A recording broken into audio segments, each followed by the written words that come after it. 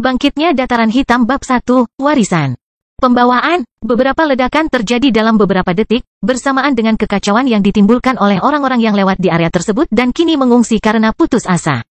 Beberapa siswa meninggalkan akademi spiritual, beberapa pedagang, dan banyak orang yang lewat yang biasanya melewati tempat ini hampir setiap saat sepanjang hari.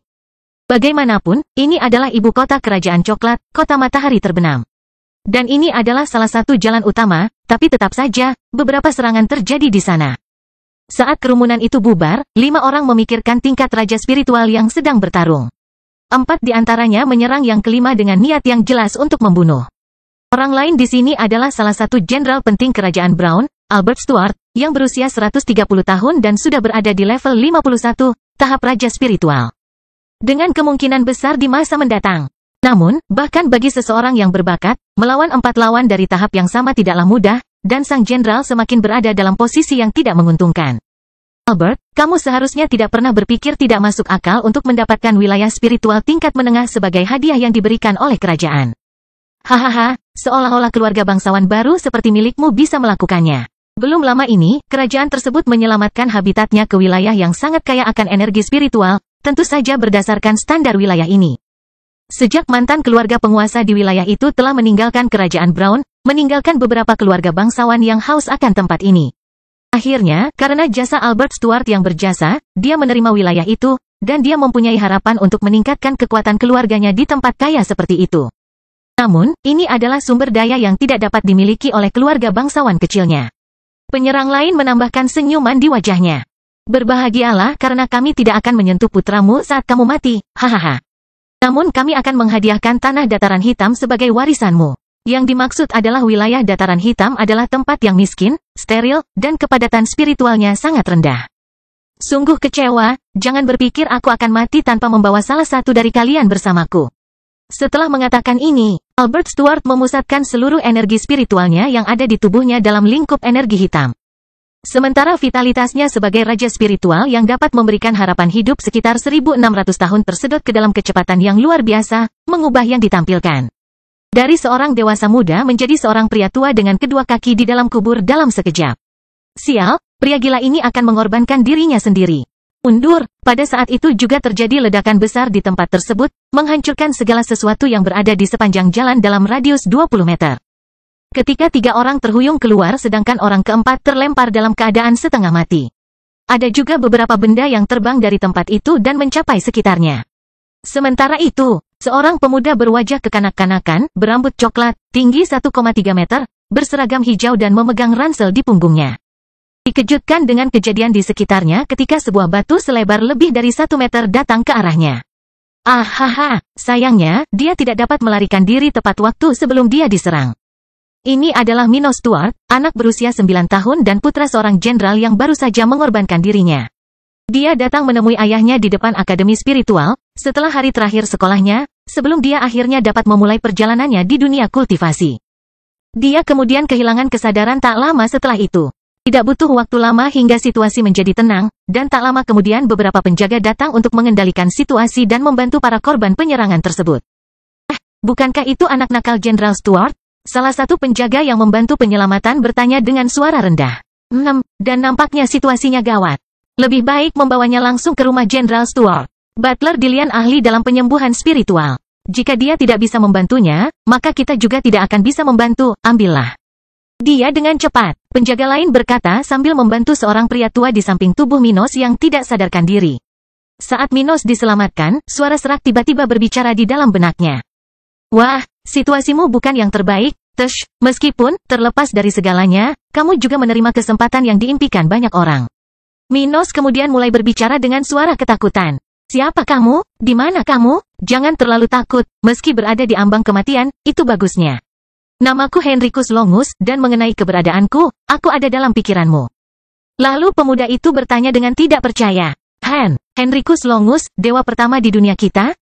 Sepertinya namaku belum sepenuhnya dilupakan, tapi aku bukanlah dewa pertama, hanya manusia pertama yang mencapai level ini. Segera setelah itu, pemuda itu teringat sesuatu yang penting. Apa katamu? Dalam benakku, apa maksudmu? Suara tua itu kemudian menjawab. Benar, kamu menerima warisanku, jadi bagian jiwaku ini bisa berkomunikasi langsung dengan pikiranmu. Mengapa ini terjadi? Itu hanya karena kamu telah memenuhi persyaratan untuk menerima warisan. Itu hanya terjadi karena lokasimu dan fakta bahwa keadaan mendekati kematianmu telah mengubah fisikmu. Dan karena alasan tertentu, aku tidak bisa hanya menunggu pewaris yang cocok datang kepadaku. Jadi itu sebabnya aku datang kepadamu. Minos kemudian bertanya, apakah fisikku berubah? Itu benar. Kamu harus tahu bahwa ada 5 nada untuk fisik, biasa, prajurit, raja, suci, dan ilahi. Awalnya, kamu memiliki salah satu tingkat raja. Tetapi karena kejadian itu diubah menjadi mutan tingkat umum, yang dapat terus berevolusi menjadi tingkat ilahi.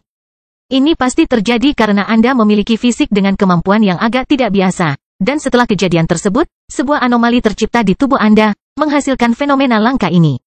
Mengenai faktor geografis, wilayah ini sangat kaya akan energi spiritual pada masaku.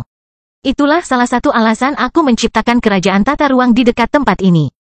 Namun aku tidak mengira energi di sekitarnya akan menjadi begitu tipis hanya dalam beberapa saat.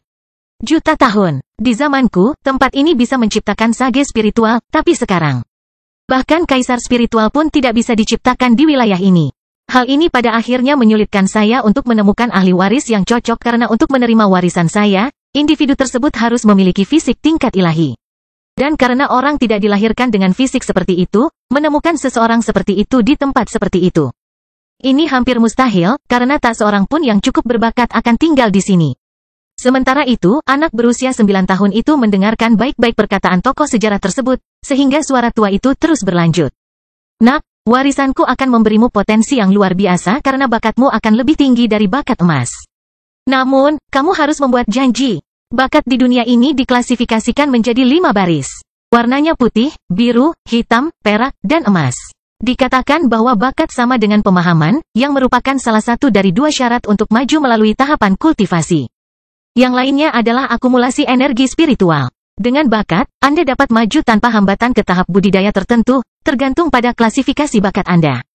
Untuk talenta emas, misalnya, hambatan pertama yang dihadapi individu adalah pada level pesilat setengah dewa spiritual, dan terdapat kemungkinan lebih dari 50% bahwa individu dengan bakat tersebut akan mencapai level ini.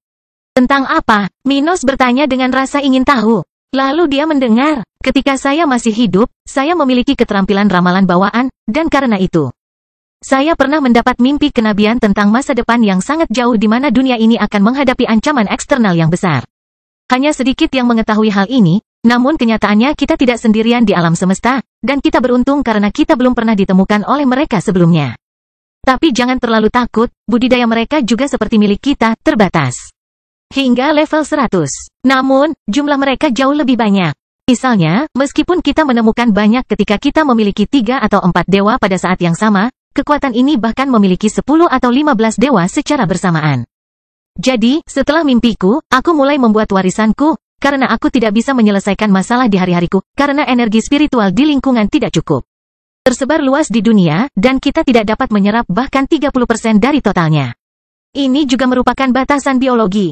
Namun, masih ada tanaman spiritual dan obat-obatan yang dapat melakukan hal ini, dan melalui sumber daya ini, kita mencapai level 100. Anda mungkin tidak mengetahuinya, namun ketika Anda mencapai level 100, para penggarap dapat menggandakan ruang dan menciptakan wilayah spasial, yang kami sebut kerajaan tata ruang. Kerajaan-kerajaan ini dapat menyerap energi langit dan bumi dan berkonsentrasi di dalam, menciptakan tempat perlindungan budidaya sejati. Untuk mempersiapkan tempat ini, saya mendedikasikan 1000 tahun terakhir hidup saya untuk melipat gandakan ruang sebanyak 5 kali lipat dan menciptakan kerajaan yang dapat menyimpan sejumlah besar energi setelah beberapa juta.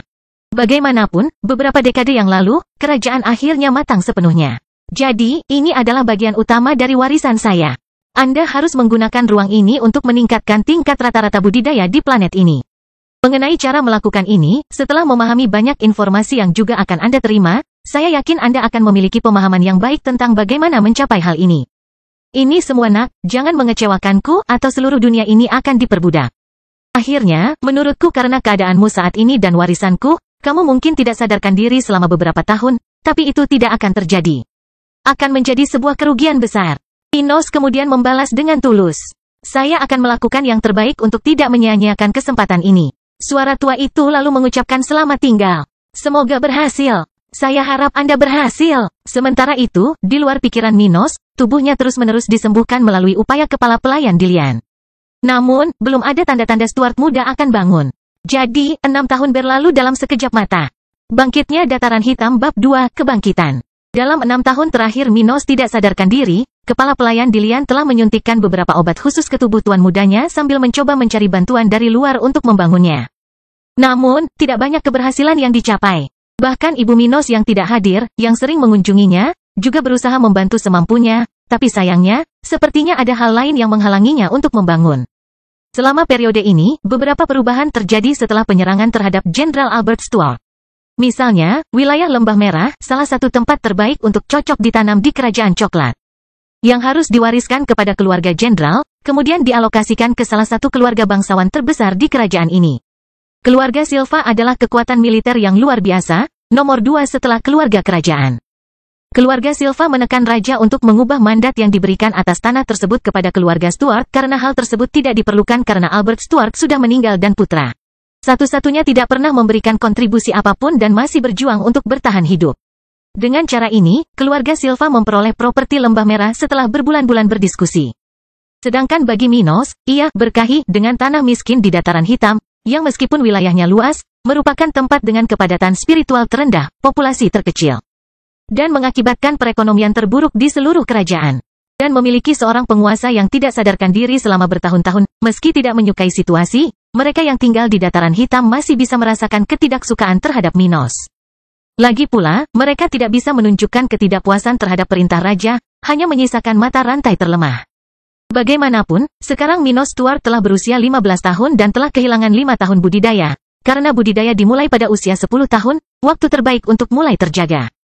Pada usia 15 tahun, pemuda paling berbakat di kerajaan ini sudah berada di antara level 20 dan 29, yang merupakan tahap pemula spiritual, tahap ketiga dari pemikiran. Sebaliknya, Minos hanya berada di tahap pertama, Body Foundation, level 0, level orang biasa yang belum pernah seumur hidup. Namun, sedikit menunda ini tidak terlalu buruk. Bagaimanapun, dia menerima banyak sekali pengetahuan dari spesialis level 100. Bakatnya, yang awalnya diklasifikasikan sebagai hitam, tetapi setelah menerima semua pemahaman tentang dewa, melampaui klasifikasi emas. Dengan itu, dia hanya akan menghadapi tantangan dalam budidaya, yaitu mencapai level 100, memiliki peluang lebih dari 50% untuk mencapai level ini. Jadi, satu-satunya masalah sekarang adalah Minos bangun dan mengumpulkan jumlah energi yang tepat. Tentu saja, ada batasan untuk setiap level dan tubuhnya, jadi dia tidak bisa begitu saja menyerap obat-obatan ilahi dari kerajaan tata ruang dan menjadi dewa. Jika dia mencoba hal seperti itu, maka tubuhnya akan langsung meledak. Namun meski begitu, dengan pemahamannya saat ini, itu hanya masalah waktu saja.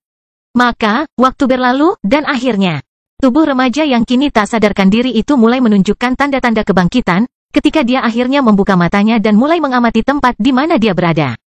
Ini adalah kamarnya, dan tampak sama seperti saat dia meninggalkannya pada hari yang menentukan itu. Ada rak buku yang berisi buku-buku mulai dari obat-obatan, pil, geopolitik, dan masih banyak informasi penting lainnya yang dia pelajari selama berada di akademi spiritual. Selain itu juga terdapat lemari besar, tempat belajar, dan tempat tidurnya. Meskipun Minos bangsawan, dia adalah orang yang sangat sederhana, sehingga kamarnya tidak penuh dengan barang-barang yang tidak berguna. Saat itulah Minos mulai memikirkan semua yang terjadi, mulai dari kematian ayahnya hingga warisan Dewa Henricus Longus, sambil berpikir sambil berlinang air mata. Ayahku mengorbankan dirinya sendiri setelah disergap. Sayangnya, aku tidak bisa berbuat apa-apa sekarang. Aku harus fokus pada kultivasi dan mulai merencanakan bagaimana meningkatkan tingkat rata-rata planet ini. Balas dendamku secara alami akan terjadi ketika aku mencapai tingkat yang diperlukan. Minos terlihat sangat tenang dan berat. Nyatanya meski sudah 6 tahun tidak sadarkan diri dan masih harus memiliki mentalitas anak usia 9 tahun, namun tidak demikian. Setelah mewarisi sejumlah besar informasi dari umur panjang seorang dewa, yang mencapai lebih dari 50.000 tahun, Minos kini memiliki kepribadian yang cukup dewasa untuk usianya sekarang. Dari ilmu yang saya warisi, sepertinya ada 11 tahapan dalam kultivasi, dibagi menjadi 10 bagian untuk setiap tahapan. Yaitu fondasi tubuh, transisi, pemula spiritual, pejuang spiritual, jenderal spiritual, raja spiritual, kaisar spiritual, orang suci spiritual, spiritual sage, pesilat setengah dewa spiritual, dan dewa. Sedangkan untuk vitalitas, itu berlipat ganda pada setiap tahap dari posisi pemula spiritual, mencapai lebih dari 50.000 tahun untuk seorang dewa. Tidak hanya vitalitasnya meningkat pesat, jumlah energi di setiap tahap meningkat secara faktorial, misalnya, seseorang di puncak tahap ke-7, level 69, tetapi energinya 7 kali lebih banyak daripada seseorang di puncak tahap ke-6. Level 59 dan level 100, seorang dewa memiliki energi 11 kali lebih banyak daripada demigod level 99. Selain itu, seseorang dapat terbang dengan menjadi seorang kaisar spiritual. Hidup sementara dalam bentuk jiwa, jika tubuhmu hancur, dan kemudian seseorang dapat membangunnya kembali atau merasuki seseorang dengan pangkat orang suci spiritual. Seseorang dapat melakukan perjalanan melalui ruang angkasa dari sage spiritual dan akhirnya membangun kerajaan spasial di level 100. Dan orang-orang tua dari akademi spiritual itu sombong karena ada raja spiritual di kerajaan. Mereka bodoh. Untuk fisikku, hahaha, aku beruntung. Meskipun telah mengalami kemunduran dari tingkat raja ke tingkat umum, sekarang akan lebih mudah untuk mencapai tingkat dewa karena faktor mutageniknya. Dan sepertinya ia juga terspesialisasi dalam penyimpanan energi. Kalau tidak salah, aku harus menyimpan energi hingga 5% lebih banyak di setiap level kultivasi, dan itu akan terus meningkat. Dan ketika fisikku mencapai tingkat ilahi maka aku akan memiliki energi hingga 40% lebih banyak daripada yang biasanya dimiliki seseorang. Ini bagus, meski butuh waktu lebih lama untuk bergerak maju. Aku akan jauh lebih kuat daripada mereka yang berada di level yang sama denganku. Saat itu, pintu kamar Minos terbuka, dan seorang pria parubaya memasuki ruangan. Ini Dillian, kepala pelayan mendiang Jenderal Stuart. Dia berusia 150 tahun dan berada di level 45. Begitu dia melihat pemuda itu duduk di tempat tidur, dia segera berlari ke arahnya, seolah-olah keajaiban telah terjadi. Tuan muda, apakah Anda baru bangun tidur? Bagaimana perasaan Anda? Aku baik-baik saja, kakek Dillian. Aku baru saja bangun. Aku merasa sama sehatnya seperti setelah tidur malam yang panjang. Minos menjawab dengan tulus.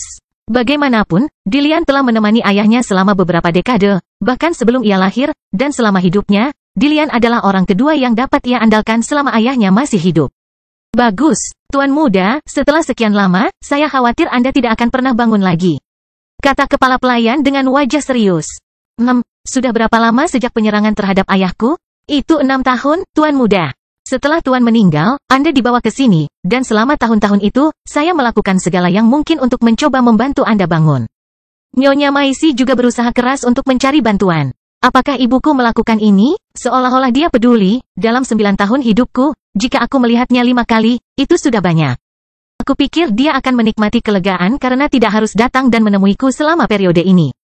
Minos berkata dengan wajah mengejek ketika dia berbicara tentang ketidakhadiran ibunya. Pria parubaya itu kemudian membalas. Jangan berkata begitu, Tuan muda. Nyonya Maisi mempunyai banyak tanggung jawab di pundaknya. Kekuatan di belakangnya mempunyai harapan yang tinggi terhadapnya. Ini hanya alasannya. Tapi lupakan itu, ceritakan padaku apa yang terjadi 6 tahun terakhir ini. Kemudian kepala pelayan dan pemuda tersebut mulai berdebat selama beberapa jam tentang kejadian yang terjadi saat dia tidak sadarkan diri. Jadi, beginilah keadaannya. Untuk saat ini, kami hanya bisa menerima situasi ini karena kami tidak punya cara untuk membalas. Tapi tidak semuanya buruk, dataran hitam mungkin bisa diperbaiki. Ketika Minos mengatakan ini, dia langsung berpikir untuk mengunjungi kerajaan tata ruang dan mencari tahu apa yang bisa dia lakukan. Lagi pula, itu adalah satu hal yang Anda dengar dari seseorang. Lihatnya tepat di depan Anda adalah hal lain. Dia berpikir dengan serius. Saya harus memasuki kerajaan tata ruang untuk mengetahui situasi di sana sebelum saya mulai berkemah dengan dataran hitam. Saya juga harus mulai terbangun setelah mendapatkan sejumlah sumber daya. Saya ingin melihat secara pasti efek dari bakat yang melampaui emas. Sedangkan untuk memasuki kerajaan tata ruang, dia memiliki cincin aneh di jari telunjuknya, di tangan penandanya, cincin seperti itu ditinggalkan oleh Minos oleh pecahan jiwa saat menerima warisan. Cincin itu tidak terlihat oleh siapapun selain Minos, dan itu juga merupakan sarana untuk memasuki dan meninggalkan kerajaan tata ruang dimanapun dia berada. Hampir seperti item transportasi. Bangkitnya dataran hitam bab 3, memasuki kerajaan tata ruang. Malam tiba di ibu kota kerajaan Brown. Sementara itu, seorang pemuda di sebuah rumah besar terlihat sangat serius. Ini adalah Minos. Dia sedang mempersiapkan mental untuk memasuki kerajaan tata ruang segera setelah kepala pelayan Dillian pergi. Saat itu, pria parubaya tersebut masih merencanakan perjalanan ke dataran hitam yang rencana akan dilakukan dalam beberapa hari ke depan. Ketika Minos akhirnya menyadari bahwa dia bisa mendapatkan privasinya, dia kemudian mengaktifkan cincin di tangan enkripsi. Hanya dengan satu pikiran, pemuda itu menghilang dari tempatnya berada. Hampir seketika, Minos menyadari seluruh lingkungan berubah ketika dia mulai menikmati pemandangan indah di depannya. Itu adalah tempat yang sangat besar, yang batasnya tidak dapat dilihat. Nyatanya, meski di kerajaan coklat sudah malam, tempat ini masih terlihat jelas, seolah-olah tempat yang sangat jauh. Ia juga memiliki konsentrasi energi spiritual yang ratusan, bahkan ribuan kali lebih besar daripada kepadatan spiritual kota matahari terbenam. Ada ribuan pohon dari berbagai jenis, bahkan ada yang mengeluarkan tekanan tertentu. Namun, bagi seseorang tanpa budidaya seperti Minos, tidak mungkin dia membedakan secara tepat kekuatan yang terkandung dalam setiap tanaman di tempat ini. Lagi pula, ada juga sebuah danau besar, yang sepertinya berada di dekat area terbuka di mana terdapat sebuah rumah besar. Berjalan selama beberapa menit, dia melihat berbagai jenis obat-obatan, yang menurut pengetahuannya, bahkan dapat membantu para sage spiritual. Sayang sekali, butuh waktu lama sebelum aku bisa menggunakan sumber daya ini, pikir Minos sambil berjalan di tempat itu. Akhirnya, dia sampai di rumah. Bentuknya seperti rumah pantai, dengan jarak yang luas antara rumah dengan danau, memberikan kesan sebagai tempat yang ideal untuk memupuk ketenangan. Memasuki rumah, pemuda itu melihat banyak ruangan. Setidaknya ada 20 buah, dengan beberapa kamar mandi tersebar, 3 ruang pertemuan besar, 1 meja dengan lebih dari 10 kursi, dan 2 lainnya dengan kursi dan sofa. Semuanya baik-baik saja, tetapi ruangan tertentu menarik perhatian Minos. Menurut ingatan yang diterima dari warisan, ada 3 cincin spasial di ruangan itu. Di dalam cincin ini terdapat senjata, kristal spiritual, teknik khusus dalam budidaya, pergerakan, serangan, jiwa, penyembuhan, setahu saya tekniknya diklasifikasikan, putih, biru, hitam, perak, dan emas. Dan yang membedakannya, pada dasarnya adalah konversi energi spiritual penggunaannya ke dalam teknik tersebut. Yang masing-masing menggunakan 40%, 50%, 70%, 100%, dan 200% energi yang digunakan untuk mengaktifkan teknik ini. Artinya, dengan jumlah energi yang sama. Jika seseorang melepaskan teknik serangan yang tergolong dalam biru, dan orang lain melepaskan teknik serangan lain yang tergolong dalam emas, maka orang kedua berhasil melepaskan teknik yang 4 kali lebih kuat dari yang pertama. Tekniknya juga dapat dibagi lagi menjadi beberapa fase. Oleh karena itu sebaiknya mempelajari teknik yang jumlah fasenya sama, karena jumlah langkah yang masih kurang untuk langkah ke-11, karena menggunakan teknik tersebut memberikan peningkatan dalam kekuatan yang lebih besar pada tahap akhir budidaya. Selain itu, di dunia ini, para pembudidaya dibatasi oleh tahapan budidayanya, hanya menambahkan 1 teknik pada setiap tahap. Dengan begitu, para kultivator harus memilih masing-masing dengan baik karena meskipun ada kemungkinan untuk mengubah teknik, Anda harus memilih teknik dengan fase yang lebih sedikit, yang akan merugikan pada tingkat tertinggi. Fase suatu teknik mengacu pada karakteristiknya. Misalnya, jika suatu teknik dibatasi pada area tertentu, area tersebut hanya akan bertambah jika kultivator meningkatkan fase penguasaannya terhadap teknik tersebut. Sebelumnya, tidak peduli level kultivatornya, karakteristik seperti ini akan selamanya dibatasi oleh fase di mana ia berada. Terakhir, teknik pertama haruslah teknik yang terspesialisasi dalam kultivasi, karena seorang kultivator tidak dapat mengumpulkan energi spiritual tanpa teknik tersebut. Setelah itu, orang biasanya memilih serangan dalam transisi dan pertahanan dalam pemula spiritual. Ngomong-ngomong, sepertinya hampir semua teknik diklasifikasikan sebagai emas atau perak. Sedangkan untuk senjata ini, sayangnya, saya tidak akan bisa menggunakan senjata ini sampai saya mencapai setidaknya level 60. Sebelumnya, saya tidak akan bisa menggunakan senjata tersebut. Mampu mengatasinya. Saat memeriksa semua cincin spasial, Minos menemukan teknik budidaya 11 fase, yang diklasifikasikan sebagai emas, yang disebut Solar God Breath. Itu memiliki efek khusus yang unik, menggandakan kecepatan pengumpulan energi spiritual bebas di udara pada siang hari, dengan peningkatan eksponensial dari karakteristik tersebut di fase selanjutnya. 6. Nafas Dewa Matahari, ya. Kamu akan menjadi teknik pilihan pertamaku. Setelah itu, Minos menghabiskan lebih banyak waktu untuk mengumpulkan beberapa item dengan peringkat terendah di tempat ini karena dia tidak dapat menggunakan atau berkeliling dengan item yang sangat berharga, tanpa memiliki kekuatan untuk memiliki hak tersebut. Dia juga memilih teknik budidaya untuk kepala pelayannya di Lian karena dia pasti tidak akan memiliki sesuatu yang dinilai sebaik teknik tingkat perak atau tingkat emas. Akhirnya, dia memutuskan untuk menghabiskan beberapa jam berikutnya untuk mengembangkan teknik yang baru dipelajarinya hingga dia mencapai level 1. Kalau terus begini, aku seharusnya bisa mencapai level 10, awal transisi, dalam waktu kurang dari 1 bulan. Sedangkan kristal spiritual ini, ada jutaan di sini. Tapi semuanya berada pada level tinggi, tubuhku tidak akan mampu menahan jumlah energi yang dimilikinya sampai aku mencapai, setidaknya, tahap orang suci spiritual. Kristal spiritual yang dimaksud dibagi menjadi 3 jenis di dunia spiritual, mulai dari konsentrasi rendah, sedang, dan tinggi. Tumbuh dalam energi sehingga konsentrasi tinggi 10.000 kali lebih kaya daripada konsentrasi rendah dan 100 kali lipat dibandingkan konsentrasi sedang. Kristal tingkat rendah diindikasikan untuk orang dengan level 20 hingga 49, tingkat menengah untuk level 50 hingga 69, dan tingkat tinggi untuk orang di atas level 70. Yaitu tingkat di mana tubuh dapat mendukung energi yang terkandung dalam setiap jenis spiritual. Kristal. Mengapa mereka yang berada di bawah tahap pemula spiritual tidak dapat menggunakan kristal dalam budidaya? Hal ini karena, dalam yayasan Kopral, budidaya dipusatkan pada mempersiapkan tubuh untuk mendukung kekuatan roh di masa depan dan pada tahap berikutnya, transisi pengembangan spiritual terjadi, yang dapat diperkuat dari langkah berikutnya. Saya harus menemukan cara untuk mendapatkan kristal dengan konsentrasi rendah ini ketika saya mencapai tahap pemula spiritual. Dan bahkan jika ayah saya meninggalkan jumlah yang layak, 6 tahun telah berlalu, dan saya masih membutuhkannya untuk berbisnis di wilayahku. Saya pikir saya harus kembali, atau kakek Dilian mungkin menyadari bahwa saya hilang. Meskipun saya percaya padanya, saya akan membicarakan warisan ini nanti. Setidaknya saya akan menunggu sampai kita pindah ke dataran hitam. Adapun wilayah ini, saya rasa saya dapat mencoba meningkatkan kualitas keseluruhan medan dan meningkatkan energi spiritual tempat itu dengan bantuan kerajaan tata ruang. Baiklah, saya harus meminta kakek Dilian untuk mengumpulkan informasi yang dapat membantu saya merencanakan apa yang harus saya lakukan. Setelah itu, Minos kembali ke kamarnya dan tidur sepanjang malam. Ketika dia bangun di pagi hari, kepala pelayan Dilian sudah pergi untuk menyelesaikan masalah yang tertunda. Menurut juru masak yang telah menyiapkan sarapan untuk Minos, kepala pelayan telah meninggalkan pesan bahwa segala sesuatunya akan siap untuk perjalanan di sore hari.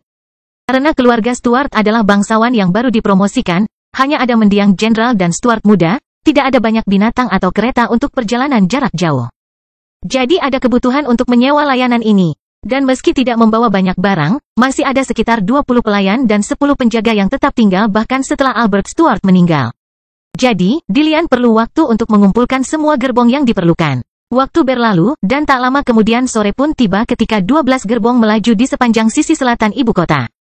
Menuju dataran hitam yang jaraknya sekitar 4.000 km, sangat dekat dengan perbatasan kerajaan Brown dengan dua kerajaan lain yang memiliki kekuatan setara. Perjalanan yang dimaksudkan seharusnya memakan waktu kurang dari seminggu dengan menggunakan kereta yang didorong oleh makhluk spiritual yang menyerupai kuda. Mereka adalah monster tahap ketiga, menempuh jarak hingga 1000 km sehari. Sementara itu, di istana keluarga Silva, dua lelaki tua bermain catur sambil minum teh di kota matahari terbenam. Salah satu dari mereka memiliki ekspresi tenang di wajahnya, seolah-olah tidak ada kekhawatiran, sementara dia mengenakan jubah serba perak. Pria tua ini memiliki rambut putih dan lebat-lebat. Namanya adalah Otis Silva, patriark keluarga Silva saat ini, berada di tahap raja spiritual, level 57. Yang lainnya adalah William Silva, level 52, salah satu orang yang bertanggung jawab atas kematian Albert Stuart, atas perintah pria yang lebih tua di depannya. Dia mengenakan jubah hitam dan memiliki rambut beruban, sementara dia menunjukkan wajah penuh perhatian yang akan membuat siapapun menjauh. Nove, Lep masuk patriark, bocah nakal Stuart meninggalkan kota beberapa jam yang lalu, menuju wilayah warisan, dataran hitam, dengan semua pelayan dan penjaga yang tersisa. Dia juga tampaknya telah pulih sepenuhnya beberapa hari yang lalu. Haruskah kita menyerang mereka saat mereka sedang bepergian? Dia bertanya dengan ragu sambil meminum teh rohaninya. Tidak ada keharusan. Aku mendengar anak itu sudah terbangun, tapi dia sudah berusia 15 tahun dan bahkan belum mulai. Dan sekarang dia pergi ke tempat yang hampir tidak bisa menghasilkan prajurit spiritual. Setelah bergerak, Otis kemudian melanjutkan. Bahkan jika dia memiliki bakat ayahnya, masih perlu waktu puluhan tahun, atau bahkan lebih dari 1 abad, untuk mencapai budidaya Albert, sementara kami sudah berada di atas level 50, dan terus memperkuat diri. Dan kami masih memiliki keluarga besar dengan ratusan para ahli. Bahkan jika dia ingin membalas dendam, kemungkinannya sangat kecil. Lupakan dia dan para pengikutnya. Bahkan kepala pelayan Dilian pun tidak memiliki harapan untuk menyakiti kita. Setelah itu, keduanya terus bermain hingga sang patriark memenangkan permainan catur tersebut. Kemudian kedua lelaki tua itu berpamitan, sementara Otis tua tetap berada di kamar sambil memandang ke teras samping sambil berpikir sambil tersenyum. Dengan lembah merah di tangan kita, keluarga Silva akan dapat berkembang pesat dalam beberapa dekade mendatang. Hahaha, bahkan para bajingan Miller, dengan seluruh kekuatan finansial mereka, tidak akan mampu menghalangi kita. Bangkitnya Dataran Hitam Bab 4, Dataran Hitam. Setelah 3 hari perjalanan ke bagian barat kerajaan Brown, sementara 12 gerbong membawa Minos Stuart dan bawahannya, mereka kini tinggal sehari lagi dari tujuan mereka. Saat itu, di dalam gerbong paling elegan, ada seorang pria parubaya dan seorang remaja yang aktif berbicara. Tentu saja, mereka adalah Minos dan kepala pelayan Dilian. Stuart muda telah memahami situasi umum sebelum dia mencapai Dataran Hitam. Jelas sekali, mereka berbicara tentang isu-isu yang lebih luas, seperti kekuatan rata-rata kawasan, kerajaan-kerajaan di dekat perbatasan, dan informasi relevan lainnya yang dapat membawa penguasaan muda tersebut lebih dekat untuk memahami realitas kawasan tersebut. Tentu saja, mereka tidak memiliki data yang paling akurat mengenai permasalahan lokal karena seorang bupati yang ditunjuk oleh raja yang memerintah wilayah tersebut. Oleh karena itu, mereka hanya akan mendapatkan data penting ketika mereka mengambil alih komando lokal, yang hanya bisa dilakukan setelah tiba di kota terbesar di Dataran Hitam, Kota Kering. Kakek Dilian, apa saja pilihan perdagangan untuk Dataran Hitam?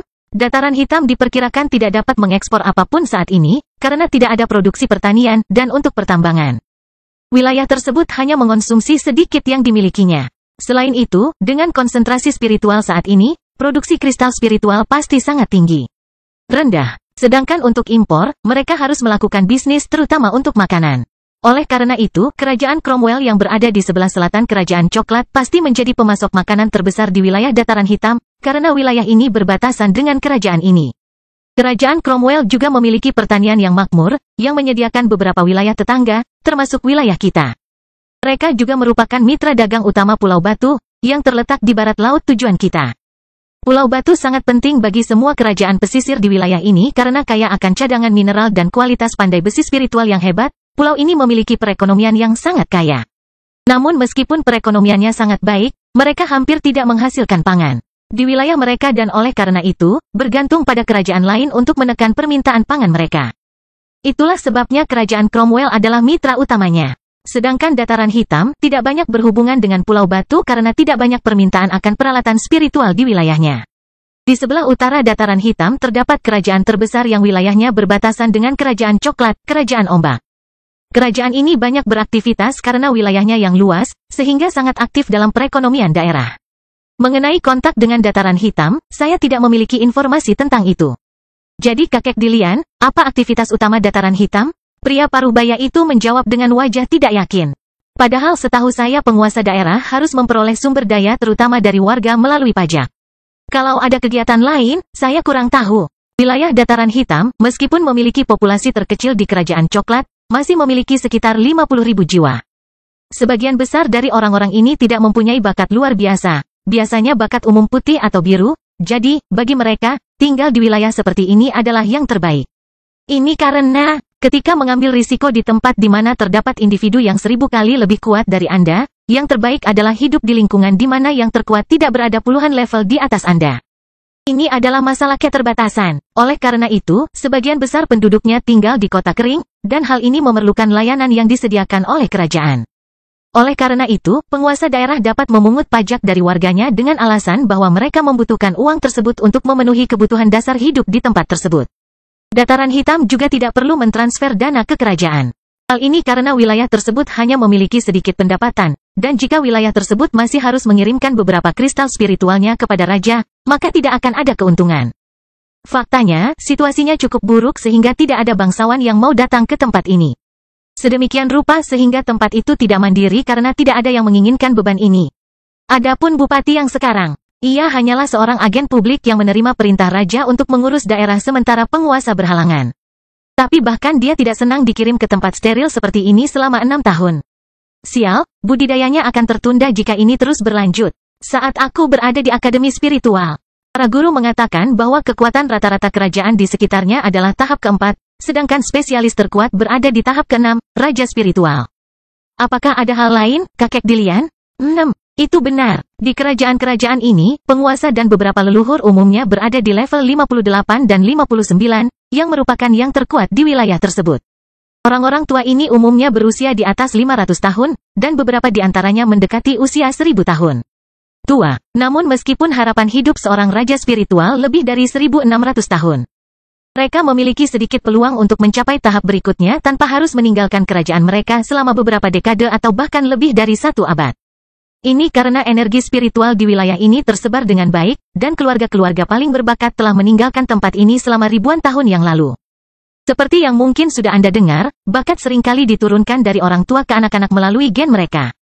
Oleh karena itu, bakat rata-rata individu di bagian utara benua tengah telah berkurang seiring berjalannya waktu, dan hanya ada beberapa ribu orang yang memiliki bakat kulit hitam saat ini.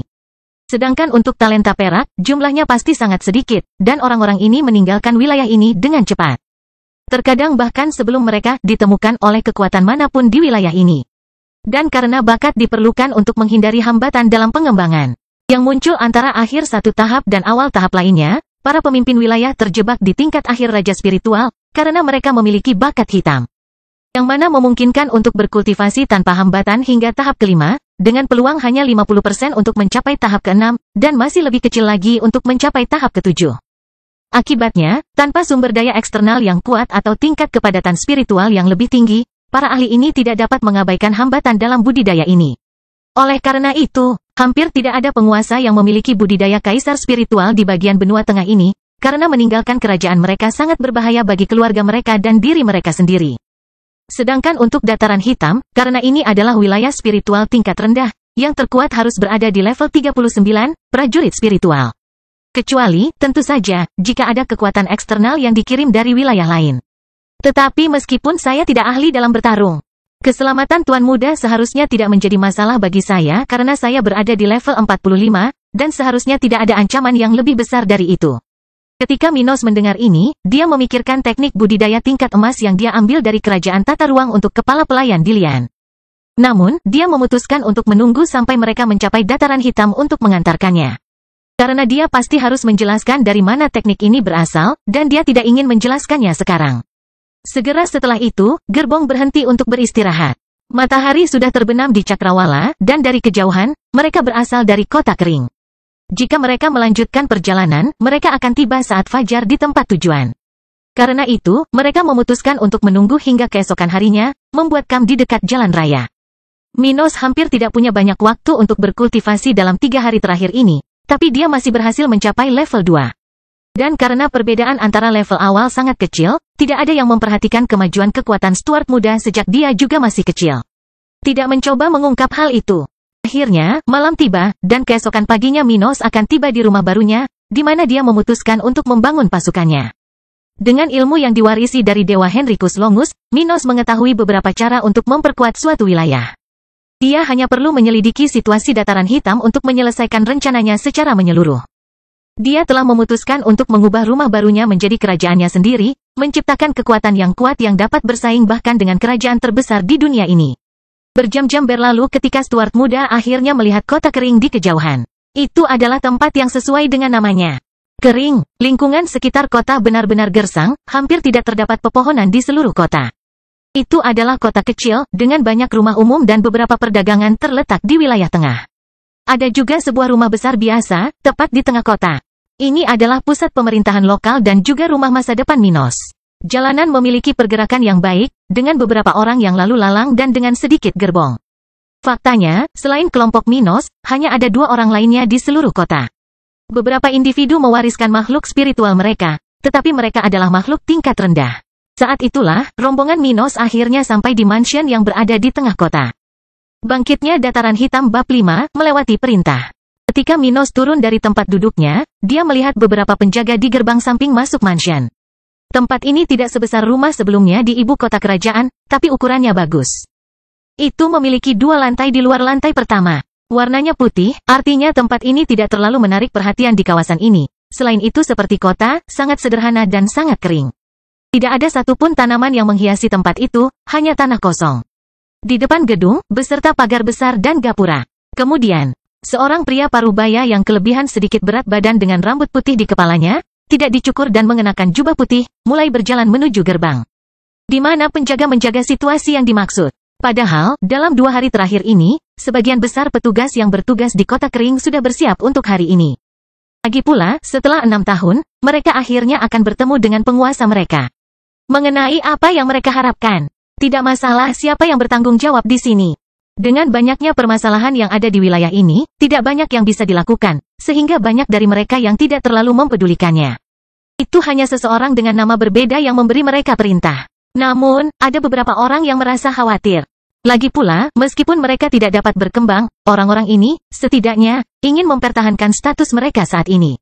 Tapi menguraikan, itu yang terburuk. Jadi, ada yang khawatir apakah penguasa ini bisa menangani urusan lokal atau tidak karena dia sepertinya tidak punya pengalaman. Dan yang lebih parah lagi, sejauh mereka tahu, dia bahkan belum mulai hidup. Sejauh yang mereka tahu, dia mungkin tidak ada gunanya. Bagaimanapun, pria yang sedikit kelebihan berat badan itu memperkenalkan dirinya. Selamat datang di Kota Kering, nama saya Nelson Skinner, dan saya telah menjaga wilayah dataran hitam selama 6 tahun terakhir, atas perintah Raja Brown.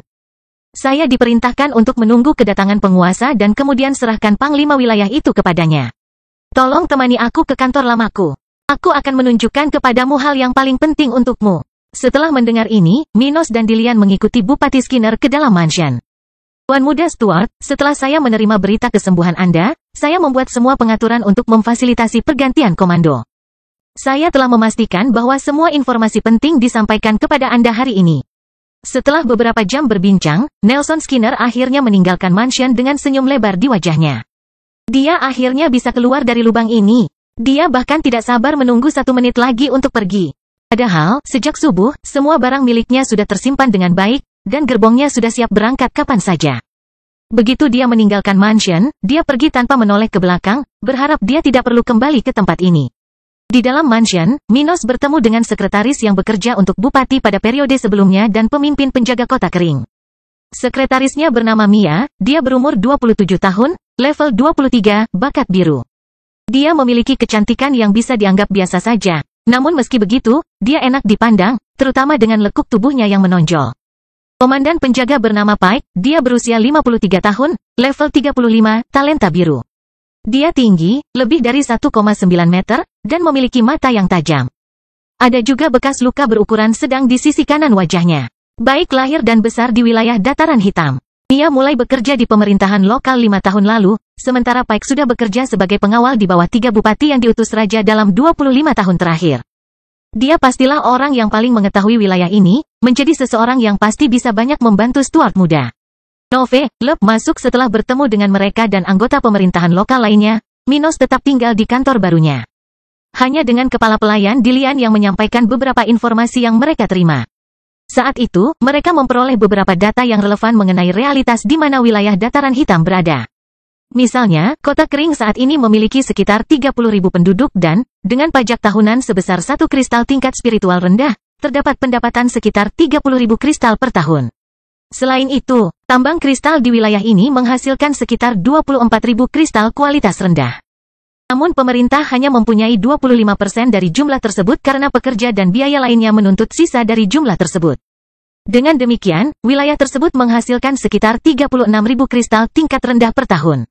Namun biayanya juga 12.000 kristal per tahun, dibandingkan dengan 30 penjaga dan pejabat manajemen kota, sehingga menghasilkan keuntungan hanya 24.000 kristal. Namun, di brankas kota saat ini, hanya ada 1.000 kristal. Tentu saja mantan bupati itu sudah mengambil semuanya. Karena pemungutan pajak sudah dilakukan beberapa hari yang lalu, sehingga brankasnya harusnya penuh. Dengan jumlah sebesar itu, pemerintahan hanya bisa berfungsi selama 1 bulan.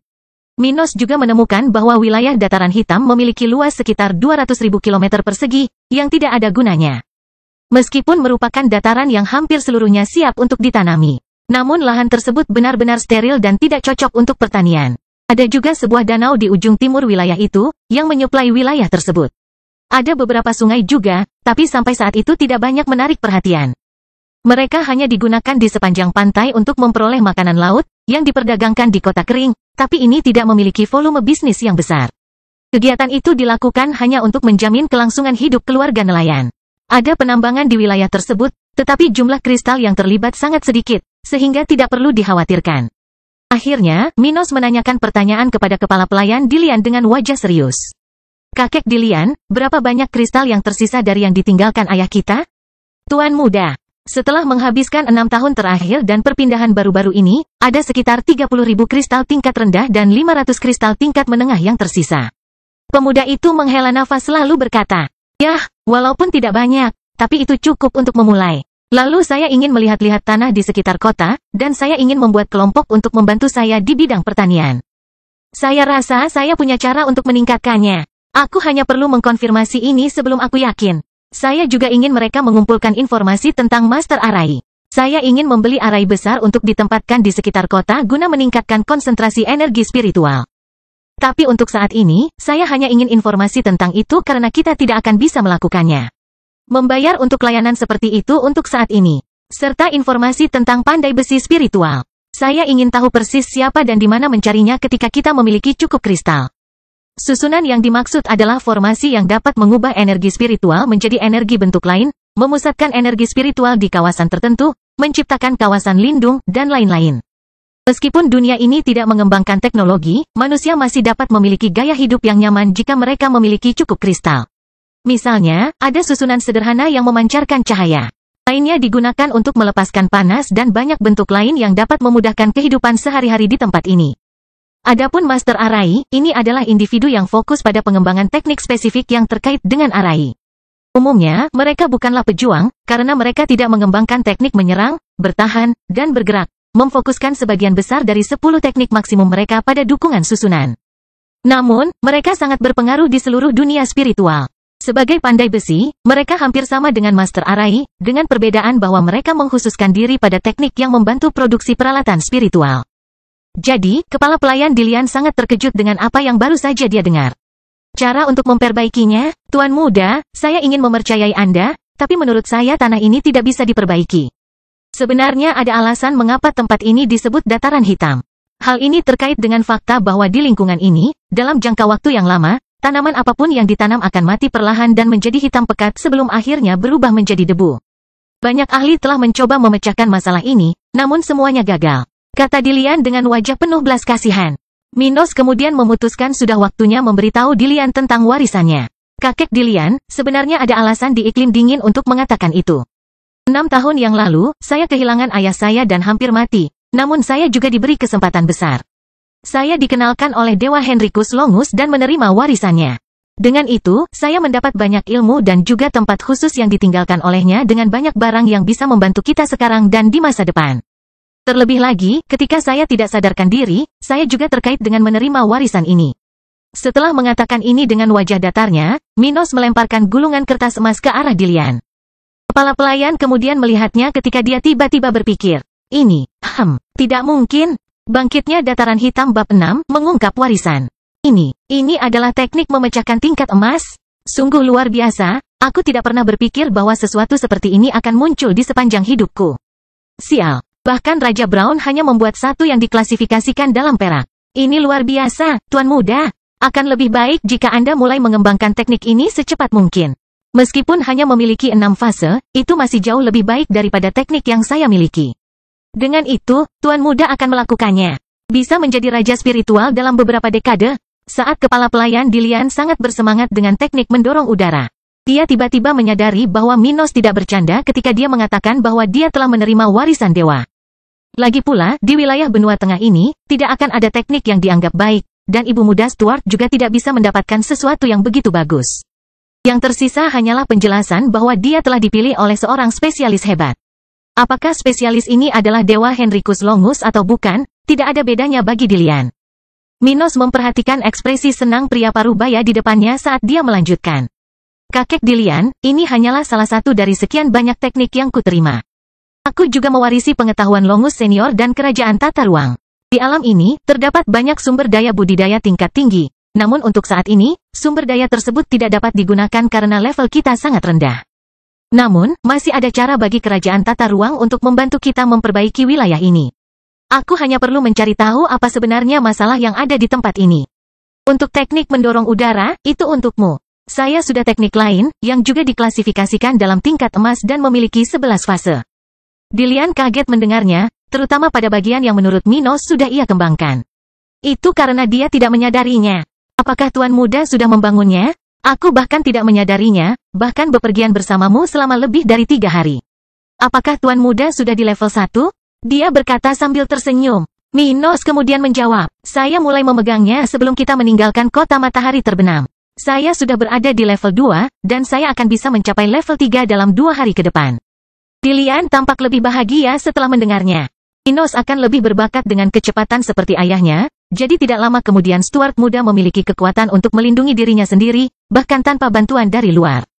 Baiklah, Tuan Muda, jika Sang Jenderal masih hidup, dia pasti akan sangat bangga padamu. Bahkan jika dia bukan tipe orang yang suka pergi ke pesta, dia pasti akan mengadakan jamuan makan untuk menghormati Tuan Muda jika dia tahu tentang hal itu. Dilian berbicara dengan penuh percaya diri. Dia bertemu Albert Stuart lebih dari 80 tahun yang lalu ketika Albert muda membantu calon kepala pelayan dalam situasi hidup dan mati. Setelah itu, Dillian memutuskan untuk mengikuti Albert. Keduanya bepergian bersama, melewati segala macam situasi yang membuat mereka menjadi teman baik. Jadi, kepala pelayan itu sangat mengenalnya. Minos kemudian merasakan beban di hatinya ketika mendengar hal itu. Dia kehilangan satu dari sedikit orang yang dia cintai tepat di depannya. Karena itu, dia bertekad untuk melenyapkan mereka yang bertanggung jawab atas hal ini. Setelah merasa sedih sejenak, dia bertanya, "Kakek Dillian, tahukah kamu siapa yang bertanggung jawab atas kejadian ini?" Pada saat itu, meskipun saya melihat sebagian dari penyerangan tersebut, semua penyerang menyembunyikan identitas mereka. Pria parubaya itu kemudian menjawab dengan wajah beberapa temannya. Selama 6 tahun Tuan Muda tidak sadarkan diri, saya melakukan penelitian, tetapi saya tidak menemukan identitas pasti orang-orang itu. Yang saya tahu hanyalah 2 pembunuh dipekerjakan. Sedangkan untuk 2 orang yang tersisa, aku tidak tahu dari mana mereka berasal. Tetapi, karena keluarga Silva mencuri lembah merah sementara Tuan Mudanya cacat, saya curiga mereka terlibat. Bahkan mungkin keluarga Miller, karena mereka juga mempermasalahkan tanah tersebut setelah majikannya meninggal. Untuk saat ini, kita tidak akan main-main dengan masalah itu. Kita sekarang sangat rentan, dan jika kita mulai mencari kebenaran, kita bisa mengundang bencana. Kita akan memperkuat diri dalam keamanan untuk saat ini. Minos berbicara dengan sangat tenang dan masuk akal. Dia berkomitmen untuk membalas dendam, tapi itu tidak akan memaksanya menjadi idiot yang bertindak tanpa peduli. Baginya, balas dendam adalah hidangan yang patut disantap dingin saat ia sudah bisa mengendalikan situasi. Dia tidak akan membuang nyawanya karena sesuatu yang bisa dihindari. Dia mencintai ayahnya, tapi Albert sudah meninggal. Dia menginginkan keadilan, tapi dia tidak perlu mengambil risiko mati karenanya. Dia tahu bahwa dia bisa mendapatkan apapun yang dia inginkan, selama dia punya waktu, jadi dia tidak terburu-buru. Pekerjaan yang dilakukan dengan baik pasti akan membuahkan hasil. Itulah yang dia yakini. Minos kemudian mengganti topik, kembali membicarakan rencana pengembangan dataran hitam. Kami akan tetap fokus pada masalah dataran hitam untuk saat ini. Balas dendam bisa menunggu. Kakek Dillian memberi perintah untuk mempersiapkan hal-hal yang saya sebutkan. Kami membutuhkan tim pertanian sesegera mungkin. Kami juga perlu memiliki tim pertanian. Informasi tentang ahli arai dan pandai besi sehingga kita dapat merencanakan bagaimana melanjutkannya. Besok, aku akan memulai hariku dengan pergi ke daerah sebelah kota, untuk mempelajari tempat itu. Siapkan tim untuk menemaniku. Dillian kemudian menenangkan diri dan menjawab. Baiklah, Tuan Muda, saya akan menyiapkan semuanya secepat mungkin. Setelah itu, kepala pelayan pergi untuk memulai pekerjaan yang diminta oleh Minos, sementara Stuart Muda melanjutkan mempelajari dokumen kota kering. Setelah malam tiba, Minos sudah makan dan juga mengunjungi kamar barunya ketika dia akhirnya memasuki kerajaan tata ruang untuk memulai sesi budidaya lainnya. Dia berlatih selama 4 jam sebelum akhirnya berhenti. Pasalnya, pada levelnya saat ini, ia masih perlu tidur untuk memulihkan rasa lelahnya sehari-hari. Namun tidak hanya itu, dalam tahapan kultivasi, terdapat batasan jumlah energi spiritual yang dapat diserap, sehingga memerlukan waktu antar setiap sesi kultivasi. Selain itu, karena Minos hanya berada di Body Foundation, dia tidak dapat menggunakan kristal spiritual untuk berkultivasi, sehingga memperlambat kecepatan kultivasinya. Di dunia ini, berkultivasi dengan kristal spiritual atau mengolah energi spiritual bebas di alam hanya memiliki satu perbedaan. Itu tentang mengumpulkan energi spiritual. Sementara seorang kultivator yang mengolah energi bebas di alam harus mengumpulkan energi spiritual di sekitarnya sebelum menyerapnya. Seorang kultivator dengan kristal spiritual hanya dapat menyerapnya karena energi tersebut sudah terkumpul di dalam kristal. Ini berarti bahwa bahkan di daerah dengan kepadatan spiritual yang tinggi, terdapat kerugian dalam waktu kultivasi, tergantung bagaimana Anda melakukannya. Keuntungan berada di wilayah dengan kepadatan tinggi adalah, selain lebih cepat mengumpulkan energi, produksi ketiga jenis kristal tersebut sangat besar. Menghasilkan kekayaan yang cukup besar di wilayah ini, yang memungkinkan kekuatan rata-rata lebih besar. Sebagai gambaran, kekuatan rata-rata dunia spiritual berada pada tahap kultivasi kelima, yaitu antara level 40 hingga 49. Sesuatu yang bisa dianggap sangat bagus jika Anda berada di tempat seperti utara benua tengah. Yang khususnya lebih lemah, umumnya memiliki tingkat pakar tertinggi di kawasan ini yang hanya berkisar antara 50 hingga 59, yang hanya sedikit lebih baik daripada rata-rata dunia. Oleh karena itu, Minos tidak dapat berkultivasi sepanjang waktu, dan kecepatannya akan dibatasi hingga ia mencapai tahap pemula spiritual. Ketika ia akhirnya dapat menggunakan kristal tingkat rendah untuk berkultivasi. Bagaimanapun, Stuart Muda tidur sepanjang malam dengan tenang, seolah dia sudah beradaptasi dengan kamar barunya. Matahari perlahan terbit di Cakrawala saat kota mulai hidup. Pergerakannya berangsur-angsur meningkat. Sudah ada orang-orang yang bola-balik, beberapa dengan makhluk spiritual tingkat rendah. Pada saat itu, 6 orang sedang berkeliaran di kota dengan menunggangi binatang yang sangat mirip kuda. Salah satunya adalah seorang pemuda berambut dan bermata coklat. Dia memiliki penampilan yang tidak berlebihan. Meskipun dia tidak bisa dianggap sangat tampan, dia tetap memiliki wajah yang menyenangkan untuk dilihat. Pria muda itu tidak berpakaian terlalu mencolok. Dia mengenakan celana hitam dan kemeja biru. Ini adalah Minos. Orang lain di sekitarnya adalah 2 anggota penjaga kota kering, salah satunya adalah Komandan Pike, yang ditemui Minos kemarin. 2 pengawal pribadi yang mengikuti Minos dari ibu kota kerajaan dan terakhir kepala pelayan Dilian. Mereka melanjutkan perjalanan ke sebuah lahan di sisi barat kota, tempat penguasa baru ingin membangun lahan pertanian pertama. Tentu saja, mereka pergi ke sana terlebih dahulu agar penguasa muda dapat menemukan cara untuk memulihkan tanah tersebut. Beberapa menit berlalu, dan mereka akhirnya sampai di tempat itu. Segala sesuatu di sekitar mereka terasa gersang. Tidak ada yang membedakan tempat ini dari situs lain manapun di dataran hitam. Namun menurut Komandan Pike, akar spiritual wilayah tersebut lebih dekat dengan tanah di sana. Itu adalah sesuatu yang dia ketahui, sejak 20 tahun yang lalu. Salah satu spesialis terakhir yang dibawa ke wilayah tersebut untuk mempelajari masalah tersebut, mengatakan bahwa tempat ini adalah yang paling dekat dengan akar spiritual. Dan merupakan tempat terbaik untuk memeriksanya. Bangkitnya Dataran Hitam Bab 7, Akar Spiritual. Sesampainya rombongan di area tersebut, Minos berkata dengan tenang. Kakek Dilian, cobalah menyatukan energi langit dan bumi ke tanah untuk melihat apa yang terjadi. Menggabungkan energi dari langit dan bumi adalah keterampilan yang diperoleh dengan mencapai tahap budidaya kelima. Hasilnya, para anggota dapat memperkuat teknik mereka dengan menggunakan energi spiritual bebas di alam. Karena kepala pelayan Dilian adalah satu-satunya di grup yang telah mencapai tahap ini, Minos meminta untuk melakukannya. Minos bermaksud memeriksa apakah akar spiritual akan menyerap energi ini. Sebab jika energinya terserap berarti akar masih hidup. Akar spiritual dapat dianggap sebagai makhluk hidup, sama seperti tumbuhan, tetapi akar spiritual pada dasarnya abadi. Faktanya, masa manfaatnya setara dengan masa manfaat di planet ini, jadi biasanya akar spiritual tidak mati. Tapi itu bisa terjadi jika dilakukan dengan sengaja oleh seseorang yang sangat kuat atau sebagai sisa dari pertarungan tingkat tinggi. Sebaliknya, efek dari akar spiritual serupa dengan efek susunan yang memusatkan energi spiritual di area tertentu. Namun, akar spiritual memiliki kapasitas yang jauh lebih tinggi. Dapat memperkaya suatu wilayah hingga ratusan ribu kilometer persegi, sedangkan susunannya hanya dapat memperkaya wilayah ratusan ribu meter persegi. Arai juga tidak efisien akar spiritual. Hasilnya, di berbagai belahan dunia, di mana akar spiritual lebih dekat ke permukaan, terdapat juga wilayah dengan konsentrasi energi tinggi dan dapat dianggap sebagai surga budidaya sejati. Namun, selain bisa mati, akar spiritual juga bisa tidak berfungsi.